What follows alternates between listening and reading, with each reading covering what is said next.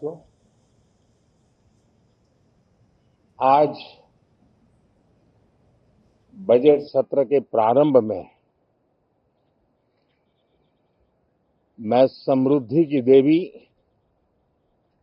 मां लक्ष्मी को प्रणाम करता हूं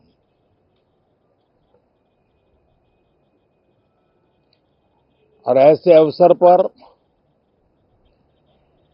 सदियों से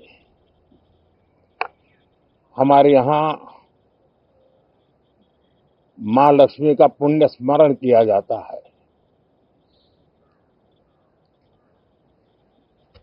सिद्धि बुद्धि प्रदे देवी, सिद्धि बुद्धि प्रदे देवी, भुक्ति मुक्ति प्रदायिनी, भुक्ति मुक्ति प्रदायिनी, मंत्र मूर्ते सदा देवी, मंत्र मूर्ते सदा देवी, महालक्ष्मी नमोस्तुते, महालक्ष्मी नमोस्तुते। मां लक्ष्मी हमें सिद्धि और विवेक देती है, समृद्धि और कल्याण भी देती है।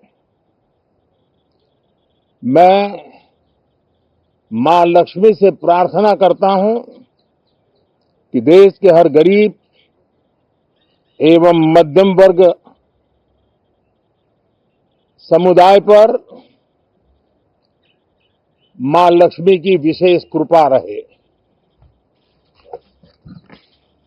साथियों, हमारे गणतंत्र के 75 वर्ष पूरे हुए हैं।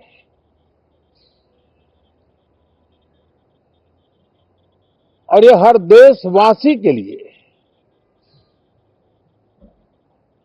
सर्वाधिक गौरवपूर्ण है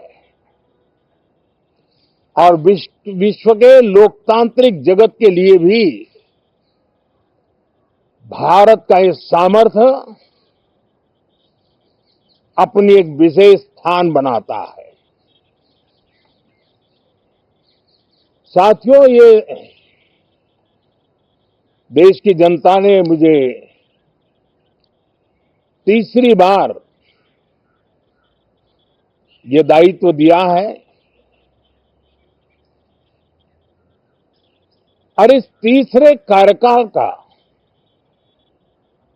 ये पहला पूर्ण बजट है।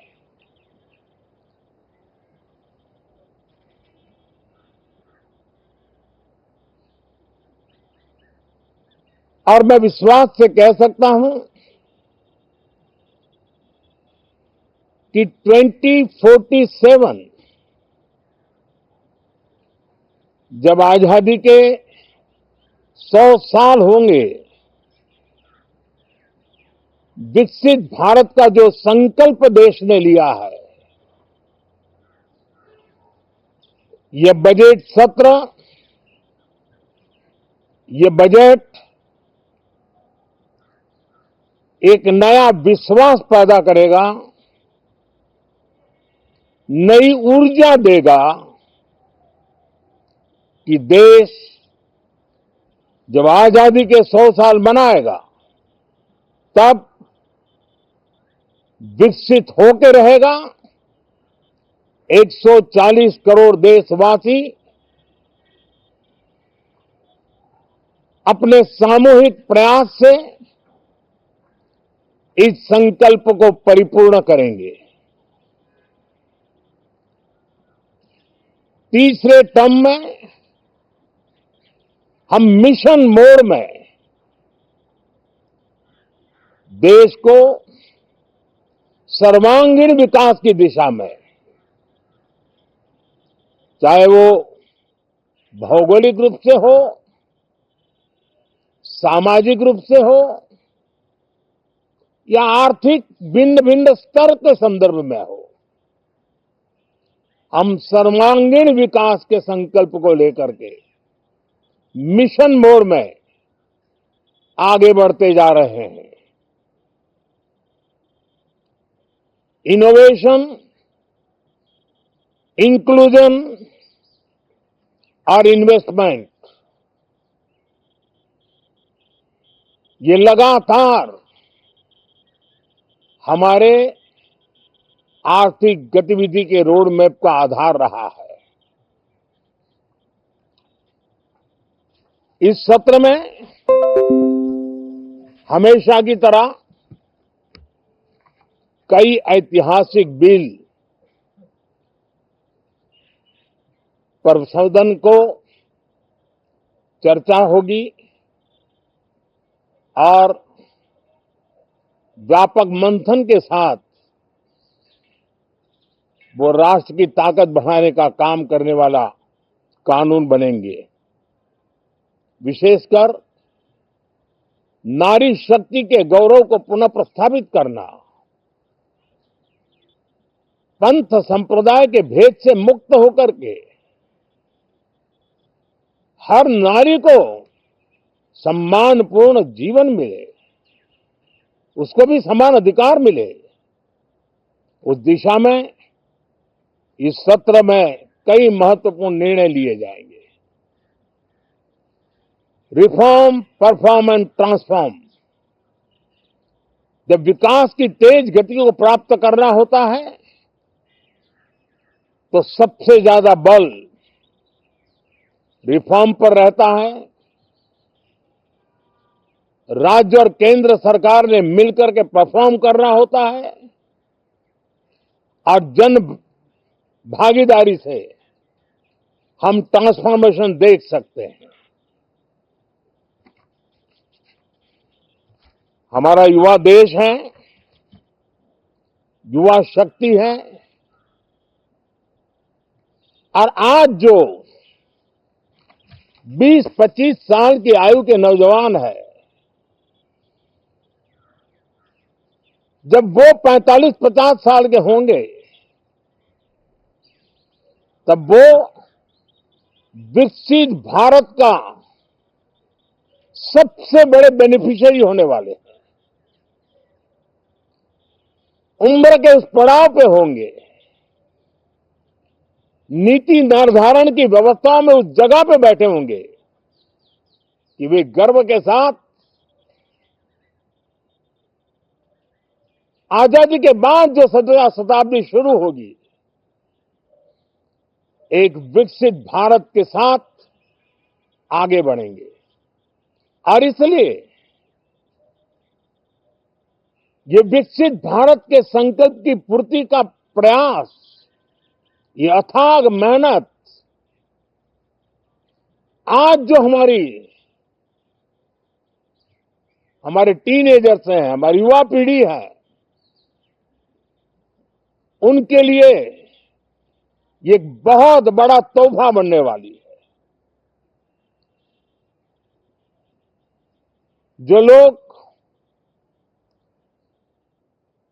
1930 में, 42 में आजादी के जंग में जुट गए थे, पूरी देश की युवा पीढ़ी खप गई थी आजादी के जंग में, और उसके फल 25 साल के बाद जो पीढ़ी आई उसको नसीब हुए। उस जंग में जो नौजवान थे उनको नसीब हुए। आजादी के पूर्व के वो 25 साल आजादी के जश्न मनाने का अवसर बना। वैसे ही ये 25 वर्ष समृद्ध भारत, विकसित भारत, ये संकल्प से सिद्धि और सिद्धि से शिखर तक पहुंचने का देशवासियों का इरादा। और इसलिए इस बजट सत्र में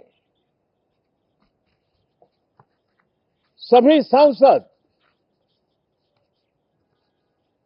विकसित भारत को मजबूती देने के लिए अपना योगदान देंगे।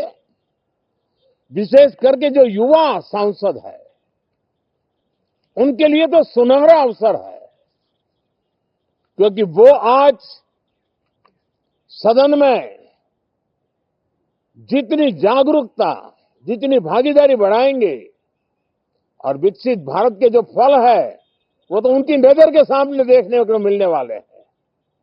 और इसलिए युवा सांसदों के लिए एक अनमोल अवसर है। साथियों, मैं आशा करता हूं कि हम देश की आशा आकांक्षाओं के इस बजट सत्र में खरे उतरेंगे। साथियों, आज एक बात आपने जरूर नोट की होगी, मीडिया के लोगों ने तो जरूर करनी चाहिए। शायद 2014 से लेकर अब तक शायद ये पहला पार्लियामेंट का सत्र है कि जिसके एक दो दिन पहले कोई विदेशी चिंगारी नहीं प्रगटी है, विदेश में से आग लगाने की कोशिश रही हुई है। 10 साल से यानी 14 से देख रहा हूं, हर सत्र के पहले शरारत करने के लिए लोग तैयार बैठते थे और यहां उसको हवा देने वालों की कोई कमी नहीं है। ये पहला सत्र मैं पिछले 10 साल के बाद देख रहा हूं कि जिसमें किसी भी विदेशी कोने से कोई चिंगारी नहीं हुई। साथियों, बहुत बहुत धन्यवाद।